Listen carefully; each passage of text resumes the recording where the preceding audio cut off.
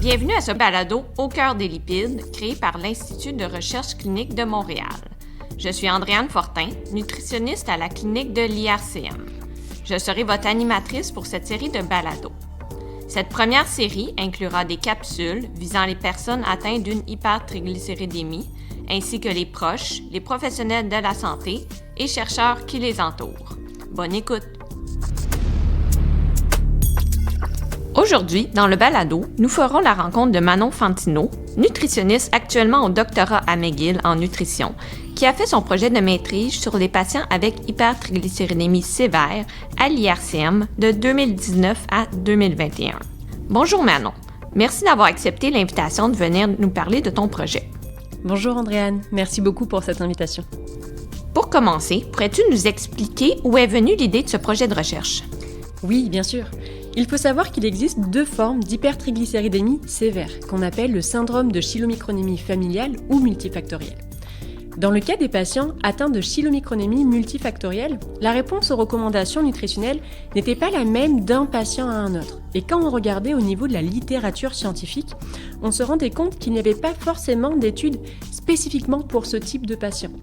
Des études réalisées chez des patients avec une hypertriglycéridémie faible à modérée, on parle ici de triglycérides entre 2 et 10 mmol par litre, montraient une plus grande diminution des triglycérides avec une diète faible en glucides, alors que c'était totalement l'inverse pour les patients atteints du syndrome de chylomicronémie familiale, qui pour eux, les études montraient que c'était une diète qui était faible en lipides, presque 100 gras, qui était beaucoup plus efficace pour diminuer les triglycérides.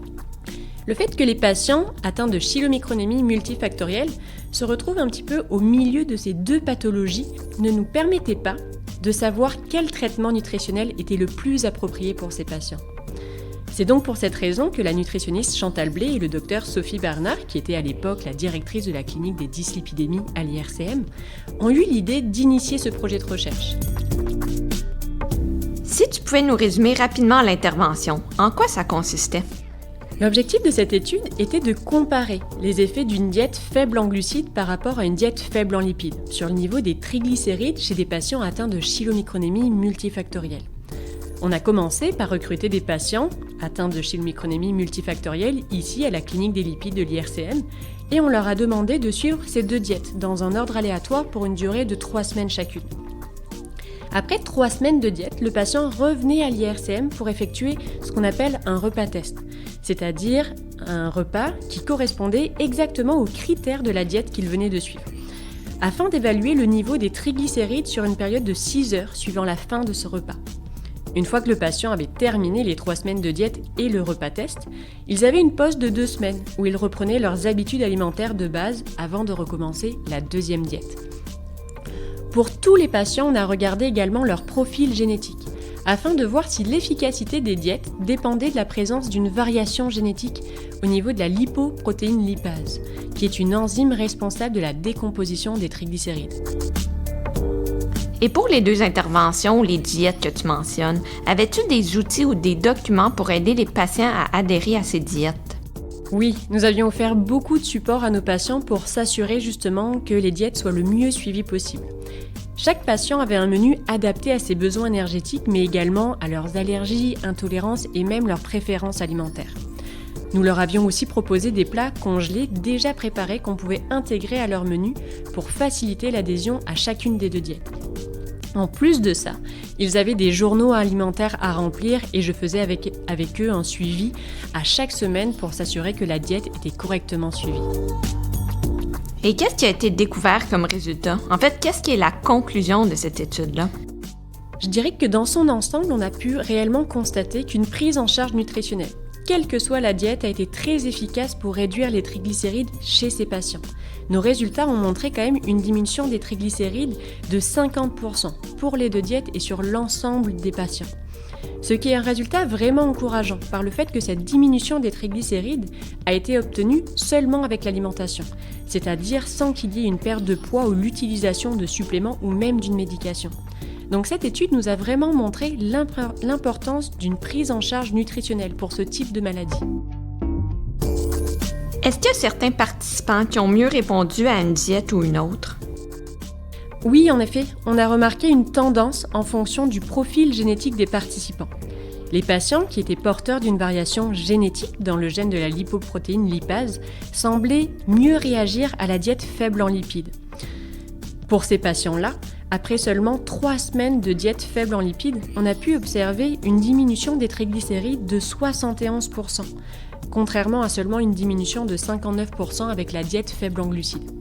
Et cette diminution est importante cliniquement, car elle est comparable à une diminution obtenue à l'aide des fibrates, qui est le traitement le plus courant pour les hypertriglycéridémies. De plus, la diète faible en lipides a permis à la plupart des patients porteurs de cette variation génétique de diminuer leur concentration de triglycérides en dessous de la valeur cible pour réduire le risque de pancréatite relié à l'hypertriglycéridémie. Ces résultats se sont confirmés lors des repas tests, où on a pu observer qu'après un repas faible en lipides, les patients porteurs de la variation génétique ont maintenu tout au long des 6 heures après le repas leur concentration de triglycérides en dessous de ce seuil, qui est de 5,6 mmol par litre, contrairement à la diète faible en glucides où on avait des niveaux de triglycérides beaucoup plus élevés. J'ai aussi compris que la pandémie a affecté un peu votre étude. Dans quel sens? Oui, je pense malheureusement, comme beaucoup de projets de recherche, on a dû interrompre notre étude, ce qui a fortement limité le nombre de participants. Donc il serait intéressant d'évaluer de nouveau l'impact des traitements nutritionnels auprès de cohortes beaucoup plus grandes, afin de confirmer le résultat qu'on a obtenu avec cette étude, mais aussi d'évaluer l'impact de ces diètes sur d'autres profils génétiques, qu'on peut retrouver généralement chez les patients atteints de chylomicronémie multifactorielle. Néanmoins, les résultats de notre étude restent très encourageants et nous avons quand même pu démontrer que l'intervention nutritionnelle chez les patients atteints de chylomicronémie multifactorielle peuvent être efficacement traités s'ils sont encadrés par une nutritionniste. Donc Manon, tu es également nutritionniste. Si tu vois dans ta pratique des patients avec cette condition, qu'est-ce que tu leur conseillerais en te basant sur les résultats de ton étude? Au vu de nos résultats, je recommanderais à ces patients de diminuer l'apport en lipides, afin que ça ne dépasse pas 30% de l'apport calorique total. Je leur recommanderais également de faire attention au type de gras qu'ils consomment, en mettant l'emphase sur les acides gras polyinsaturés et monoinsaturés, tels qu'on peut retrouver dans les noix, les poissons gras, les huiles végétales, et surtout en limitant l'apport des lipides saturés ou trans qu'on retrouve particulièrement dans les produits transformés. Pour l'apport en glucides, ça devrait être majoritairement des glucides complexes, présents dans les céréales telles que le quinoa, le riz brun, les pâtes ou le pain à grains entiers. Donc ça serait un bon changement de changer le riz blanc pour du riz brun par exemple. Je mettrai aussi l'emphase sur la consommation de légumes, qui devrait être en une assez grande quantité, on parle environ d'1 à 2 tasses de légumes par repas, afin d'atteindre un apport de fibres supérieur à 30 grammes par jour. Bien que cette étude ait montré qu'un dépistage génétique pouvait nous guider dans nos recommandations nutritionnelles, c'est quand même important de souligner que les 2 diètes se sont montrées efficaces pour diminuer les triglycérides. Par conséquent, je pense qu'il est important de prendre en compte les préférences alimentaires du patient, afin de s'assurer de la meilleure adhérence possible à la diète et surtout de son maintien sur le long terme. Et quelles ont été les plus grandes difficultés pour toi dans ce projet ou pour les participants à adhérer à tes recommandations? Je dirais que la plus grande difficulté a été de s'assurer que le patient adhère complètement aux diètes et que ça soit maintenu tout le long de la période expérimentale. Changer une habitude est très difficile pour les patients. Savoir concilier les préférences alimentaires, les habitudes de vie avec les recommandations nutritionnelles nécessaires pour améliorer notre santé peuvent être de temps en temps compliqués. C'est pour ça qu'un suivi nutritionnel est primordial pour faire ces changements et surtout pour les garder sur le long terme. Merci beaucoup Manon de nous avoir parlé aujourd'hui de ce projet de recherche que tu as fait avant la pandémie. Merci à toi, puis pour ceux qui sont intéressés à connaître un petit peu plus de résultats ou de détails sur cette étude, l'article a été publié dans la revue Nutrition Research en 2022. Donc n'hésitez pas si ça vous intéresse à aller voir l'étude en ligne. Merci Andréane pour cette interview. Merci beaucoup. Restez à l'affût pour d'autres balados sur le sujet.